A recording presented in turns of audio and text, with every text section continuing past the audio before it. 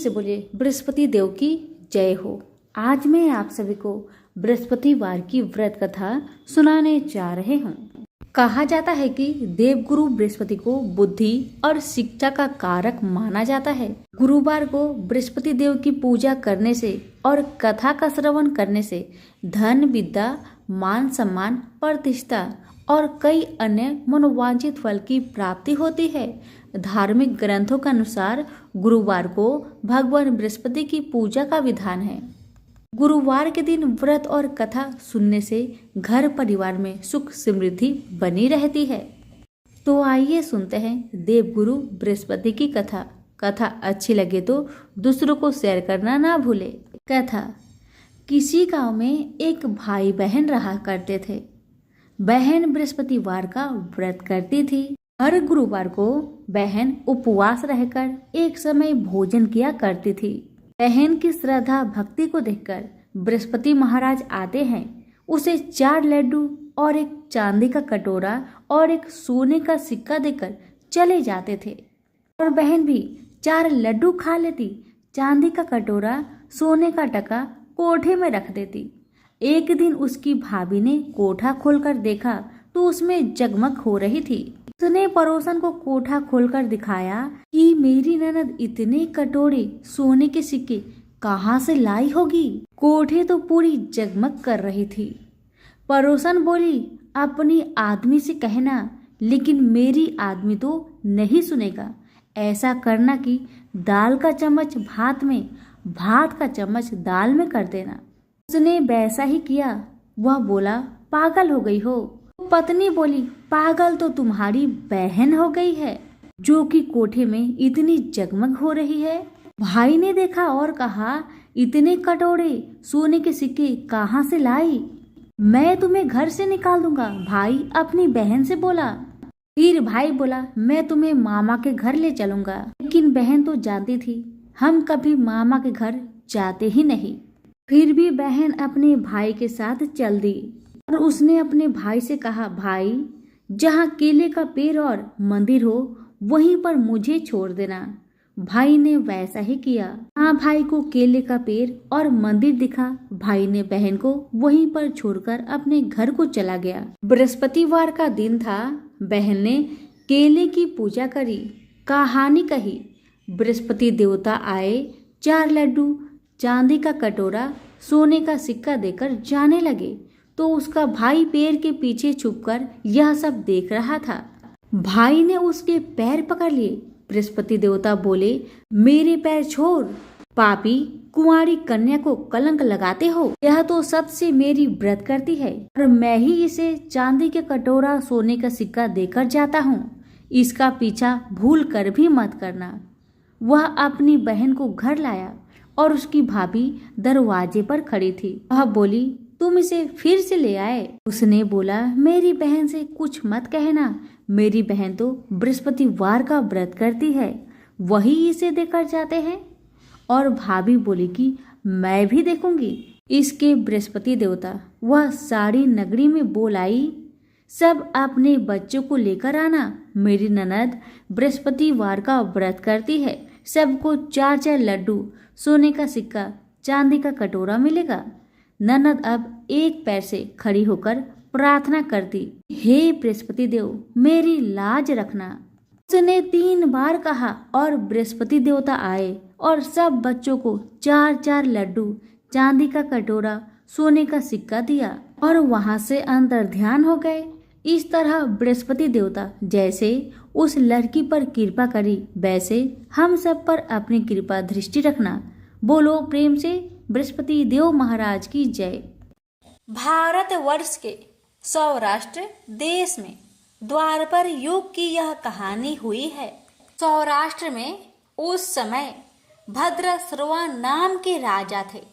वे बड़े पराक्रमी राजा थे। 4 वेद, 6 शास्त्र, 18 पुराणों का उन्हें ज्ञान था। उनकी रानी का नाम सूरत चंद्रिका था। रानी देखने में सुंदर और सुलक्षणा थी तथा पतिव्रता थी। उन दोनों को 7 पुत्र तथा उनके बाद एक कन्या का वरदान मिला था। कन्या का नाम श्याम बाला था। एक बार महालक्ष्मी जी के मन में आया कि जाकर उस राजा के राजप्रसाद में रहे। इससे राजा को दुगनी धन दौलत की प्राप्ति होगी और वह इस धन दौलत से अपनी प्रजा को और सुख दे पाएगा। गरीब के घर अगर रहे और उन्हें धन दौलत प्राप्त हो तो वह स्वार्थी की तरह केवल अपने ऊपर ही खर्च करेगा। यह सोचकर श्री महालक्ष्मी जी ने बूढ़ी ब्राह्मण स्त्री का रूप धारण किया। हाथ में लाठी लिए लाठी के सहारे रानी के द्वार तक पहुंची। यद्यपि उन्होंने बूढ़ी औरत का रूप धारण किया था, पर उनके चेहरे पर देवी का तेज था। उन्हें देखते ही एक दासी सामने आई। उसने इनका नाम, धाम, काम, धर्म पूछ डाला। वृद्ध ब्राह्मण का रूप धारित माता लक्ष्मी ने कहा, बालिके, मेरा नाम कमला है। मेरे पति का नाम भुवनेश है। हम द्वारिका में रहते हैं। तुम्हारी रानी पिछले जन्म में एक वैश्य की पत्नी थी। वह वैश्य गरीब था। दरिद्रता के कारण हर रोज घर में झगड़े होते थे तथा उसका पति रोज उसे मारता था। इन बातों से तंग आकर वह घर छोड़कर चली गई तथा वन जंगल में खाली पेट भटकने लगी। उसकी इस दुर्दशा पर मुझे दया आई, तब मैंने उसे सुख संपत्ति देने वाली श्री महालक्ष्मी जी की कथा सुनाई। मेरे कहने पर उसने श्री महालक्ष्मी जी का व्रत किया। श्री महालक्ष्मी जी प्रसन्न हुई, उसकी गरीबी दूर हुई, उसका घर संसार दौलत संतति संपत्ति से भर गया। बाद में पति पत्नी दोनों परलोक सिधारे। लक्ष्मी व्रत करने के कारण वे लक्ष्मी लोक में रहे। उन्होंने जितने साल महालक्ष्मी जी का व्रत किया उतने हजारों साल उन्हें सुख भोग मिला। इस जन्म में उनका जन्म राजघराने में हुआ है, परंतु वह श्री महालक्ष्मी जी का व्रत करना भूल गई है। उसे यह याद दिलाने मैं यहाँ आई हूँ। बुढ़िया की बातें सुनकर दासी ने उन्हें प्रणाम किया तथा श्री महालक्ष्मी जी का व्रत किस तरह किया जाए इस बारे में पूछा। बुढ़िया रूप धारण किए हुए श्री महालक्ष्मी माता ने दासी को पूजा की विधि तथा महिमा बताई।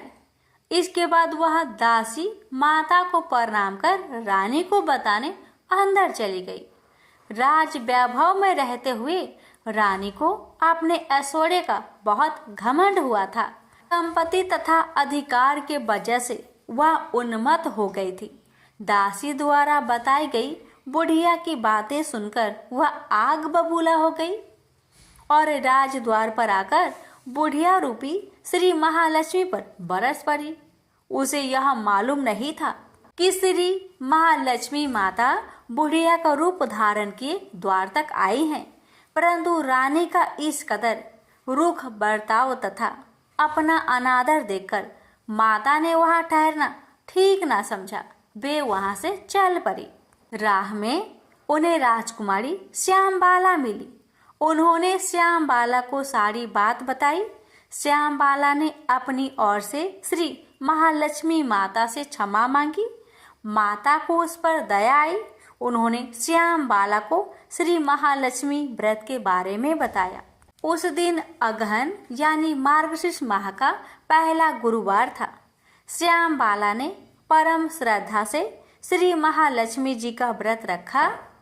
फल स्वरूप राजा सिद्धेश्वर के सुपुत्र मालाधर से उसका विवाह हुआ। वह धन दौलत ऐश्वर्य वैभव से माला माल हो गई। पति के साथ ससुराल में आनंद से दिन बिताने लगी। इधर श्री महालक्ष्मी का रानी पर प्रकोप हुआ। फलस्वरूप राजा भद्रसर्वा का राज्य एवं राज कारोबार नष्ट हो गया, जहाँ तक कि खाने की लाले पड़ गए। ऐसी हालात में एक दिन रानी ने राजा से निवेदन किया, हमारा दामाद इतना बड़ा राजा है, धनवान है, ऐश्वर्यशाली है, क्यों ना उसके पास जाए, अपना हाल उसे बताए, वह जरूर हमारी मदद करेगा। इस बात पर राजा भद्रश्रवा दामाद के पास रवाना हुए। राज्य में पहुंचकर एक तालाब के किनारे थोड़ी देर विश्राम लेने के लिए ठहरे। तालाब से पानी पीने आते जाते दासियों ने उन्हें देखा। उन्होंने विनम्रता से उनकी पूछताछ की। जब उन्हें यह मालूम हुआ कि वे रानी श्यामबाला के पिता हैं, तो दौड़ते हुए जाकर उन्होंने रानी को सारी बात बताई। रानी ने दासी के हाथ राज परिधान भेजकर बड़े ठाट से उनका स्वागत किया तथा आदर सत्कार किया, खान पान करवाया। जब वे लौटने लगे तो सोने की मोहरों से भरा घड़ा दिया। राजा भद्रश्रवा जब वापस लौटे तो उन्हें देखकर रानी सूरत चंद्रिका खुश हुई। उन्होंने सोने की मोहर से भरे घड़े का मुख खोला, पर हाय भगवान, घड़े में धन के बदले कोयले मिले। ये सब श्री महालक्ष्मी जी के प्रकोप से हुआ। इस प्रकार दुर्दशा में और कई दिन बीत गए। इस बार रानी स्वयं अपनी कन्या के पास गई। वह दिन अगहन माह का अंतिम गुरुवार था। श्यामबाला ने श्री महालक्ष्मी का व्रत किया, पूजा की, अपनी माता से भी व्रत करवाया। इसके बाद रानी अपने घर आई। श्री महालक्ष्मी का व्रत रखने पर उसे फिर से अपना राजपाट, धन दौलत, ऐश्वर्य प्राप्त हुआ। वह फिर से सुख शांति आनंदमय जीवन बिताने लगी। कुछ दिनों बाद राजकन्या श्यामबाला अपने पिता के घर आई। उसे अपने घर देखकर सूरत चंद्रिका को पुरानी बातें याद आई। यही कि श्यामबाला ने अपने पिता को घड़ा भर कोयला दिया था और उसने तो कुछ भी नहीं दिया था। इसी कारण श्यामबाला को पिता के घर आने पर उसका कोई आदर आतिथ्य नहीं हुआ, बल्कि अनादर हुआ। पर उसने इस बात का बुरा नहीं माना। अपने घर लौटते समय उसने पिता के घर से थोड़ा नमक ले लिया। अपने घर लौटने पर उसके पति ने पूछा, अपने मायके से क्या लाई हो? इस पर उसने जवाब दिया, वहाँ का सार लाई हूँ। पति ने पूछा, इसका मतलब क्या हुआ? श्यामबाला ने कहा, थोड़ी धीरज रखे, सब मालूम हो जाएगा। उस दिन श्यामबाला ने सारा भोजन नमक बिना डाले ही बनाया और परोसा। पति ने खाना चखा, सारा खाना नमक बिना था, इसलिए स्वाद न आया। फिर श्यामबाला ने थाली में नमक डाला, इससे सारा भोजन स्वादिष्ट लगने लगा। तब श्यामबाला ने पति से कहा, यही है वह मायके से लाया हुआ सार। पति को उसकी बात सही लगी। फिर वह दोनों हंसी मजाक करते हुए भोजन करने लगे। कहा गया है कि इस तरह जो कोई श्रद्धा भाव से श्री महालक्ष्मी जी का पूजा करे, उसे माता की कृपा प्राप्त होती है, सुख संपत्ति शांति प्राप्त होती है, सभी मनोकामनाएं पूरी होती है। परंतु यह सब प्राप्त होने पर माता की पूजा को भूलना नहीं चाहिए। हर गुरुवार को व्रत पाठ अवश्य करना चाहिए। इस तरह श्री महालक्ष्मी जी की महिमा भक्तों की मनोकामना पूरी करती है। प्रेम से बोलिए लक्ष्मी माता जी की जय। हे माँ, आपकी कथा कहने वाले पर, सुनने वाले पर, हुकार भरने वालों पर अपनी कृपा सदा सर्वदा बनाए रखना, घर में सुख शांति बनाए रखना, भक्तों की हर मनोकामना को पूर्ण करना। बोलिए महालक्ष्मी माता जी की जय। गुरुवार व्रत करने से बृहस्पति देवता प्रसन्न होते हैं। यह व्रत अत्यंत फलदायी है। अग्नि पुराण के अनुसार अनुराधा नक्षत्र युक्त गुरुवार से आरंभ करके 7 गुरुवार व्रत करने से बृहस्पति ग्रह की हर पीड़ा से मुक्ति मिलती है। बृहस्पतिवार व्रत कथा प्राचीन समय की बात है। एक नगर में एक बड़ा व्यापारी रहता था। वह जहाजों में माल लादकर दूसरे देशों में भेजा करता था, परंतु उसकी पत्नी अत्यंत कंजूस थी। वह किसी को एक दमड़ी भी नहीं देनी चाहती थी। एक बार सेठ जब दूसरे देश व्यापार करने गया तो पीछे से बृहस्पति देव ने साधु का वेश में उसकी पत्नी से भिक्षा मांगी। व्यापारी की पत्नी बृहस्पति देव से बोली, हे साधु महाराज, मैं इस दान और पुण्य से तंग आ गई हूँ। आप कोई ऐसा उपाय बताए जिससे मेरा सारा धन नष्ट हो जाए और मैं आराम से रह सकूं। मैं यह धन लुटता हुआ नहीं देख सकती। बृहस्पति देव ने कहा, हे देवी, तुम बड़ी विचित्र हो। संतान और धन से कोई दुखी होता है? अगर अधिक धन है तो इसे शुभ कार्यों में लगाओ, कुंवारी कन्याओं का विवाह कराओ, विद्यालय और बाग बगीचों का निर्माण कराओ। ऐसे पुण्य कार्य करने से तुम्हारा लोक परलोक सार्थक हो सकता है। परंतु साधु की इन बातों से व्यापारी की पत्नी को खुशी नहीं हुई। उसने कहा, मुझे ऐसी धन की आवश्यकता नहीं है जिसे मैं दान में दूं। तब बृहस्पति देव बोले, यदि तुम्हारी ऐसी इच्छा है तो तुम एक उपाय करना। 7 बृहस्पतिवार घर को गोबर से लिपना, अपने केशों को पीली मिट्टी से धोना, केशों को धोते समय स्नान करना, व्यापारी से हजामत बनाने को कहना, भोजन में मांस मदिरा खाना, कपड़े अपने घर धोना। ऐसा करने से तुम्हारा सारा धन नष्ट हो जाएगा। इतना कहकर बृहस्पति देव अंतर्ध्यान हो गए। व्यापारी की पत्नी ने बृहस्पति देव के कहे अनुसार 7 बृहस्पतिवार वैसा ही करने का निश्चय किया। केवल 3 बृहस्पतिवार बीते थे कि उसके समस्त धन संपत्ति नष्ट हो गई और वह परलोक सिधार गई। जब व्यापारी वापस आया तो उसने देखा कि उसका सब कुछ नष्ट हो चुका है। उस व्यापारी ने अपनी पुत्री को सत्वाना दी और दूसरे नगर जाकर बस गया। वहाँ वह जंगल से लकड़ी काट कर लाता और शहर में बेचता। इस तरह वह अपना जीवन व्यतीत करने लगा। एक दिन उसकी पुत्री ने दही खाने की इच्छा प्रकट की, लेकिन व्यापारी के पास दही खरीदने के पैसे नहीं थे। वह अपनी पुत्री को अवशासन देकर जंगल में लकड़ी काटने चला गया। वहाँ एक वृक्ष के नीचे बैठ अपनी पूर्व दशा पर विचार कर रोने लगा। उस दिन बृहस्पतिवार था। तभी वहाँ बृहस्पति देव साधु के रूप में सेठ के पास आए और बोले, हे मनुष्य, तू इस जंगल में किस चिंता से बैठा है? तब व्यापारी बोला, हे महाराज, आप सब कुछ जानते हैं। इतना कहकर व्यापारी अपनी कहानी सुनाकर रो पड़ा।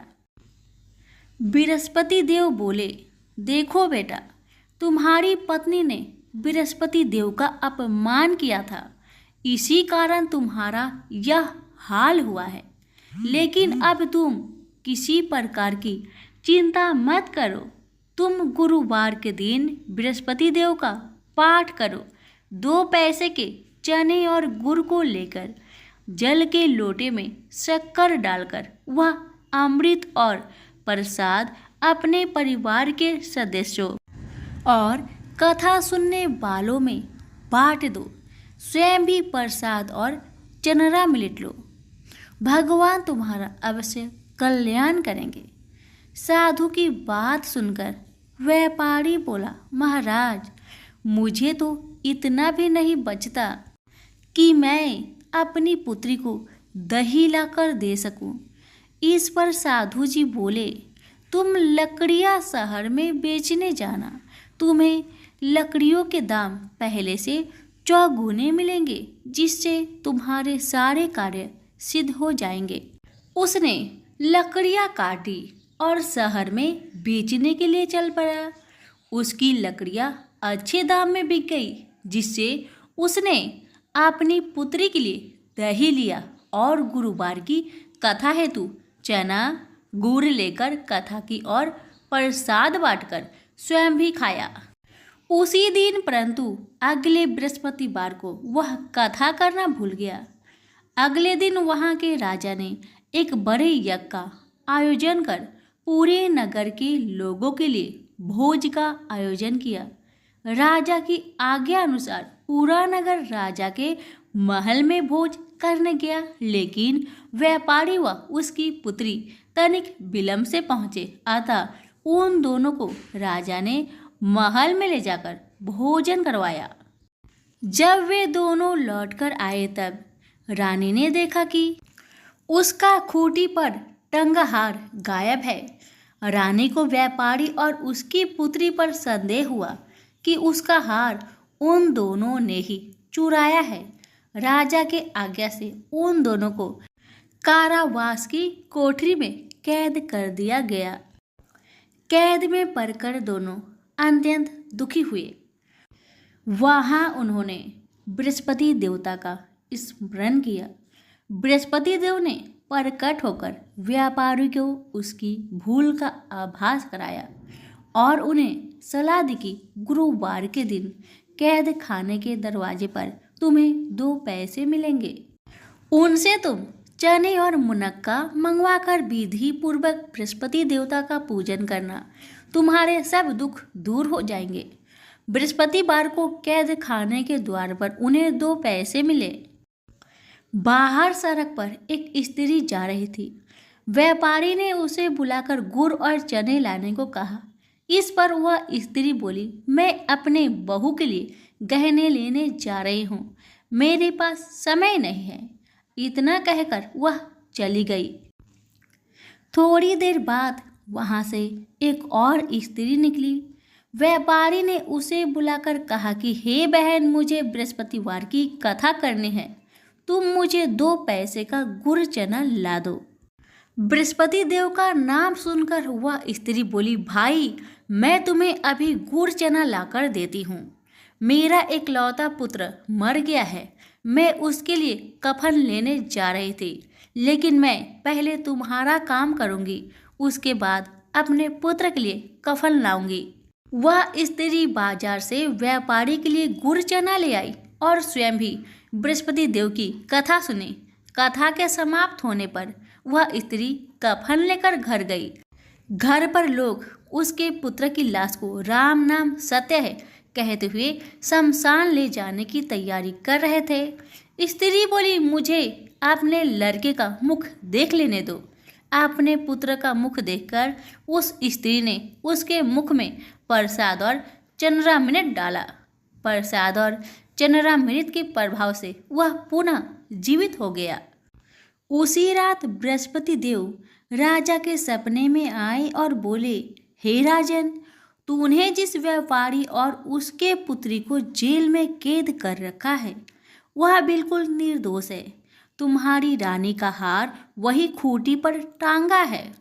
दिन निकलता तो राजा रानी ने हार खूंटी पर लटका हुआ पाया। राजा ने उस व्यापारी और उसकी पुत्री को रिहा कर दिया और उन्हें आधा राज्य देकर उसकी पुत्री का विवाह उच्च कुल में कराकर दहेज में हीरे जवाहरत दिए।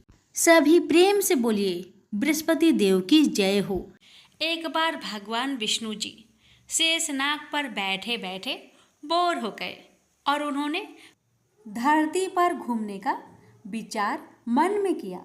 वैसे भी कई साल बीत गए थे। धरती पर आए और वह अपनी यात्रा की तैयारी में लग गए।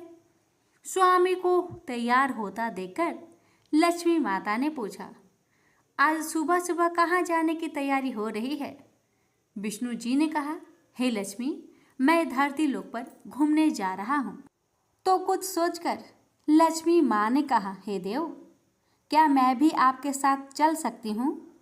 भगवान विष्णु ने 2 पल सोचा, फिर कहा, एक शर्त है, तुम मेरे साथ चल सकती हो। तुम धरती पर पहुंचकर उत्तर दिशा की ओर बिल्कुल मत देखना। इसके साथ ही माता लक्ष्मी ने हाँ कह के अपनी मनवा ली। और सुबह सुबह माँ लक्ष्मी और भगवान विष्णु धरती पर पहुंच गए। अभी सूर्य देवता निकल रहे थे। रात बरसात होकर हटी थी। चारों ओर हरियाली ही हरियाली थी। उस समय चारों ओर बहुत शांति थी और धरती बहुत ही सुंदर दिख रही थी।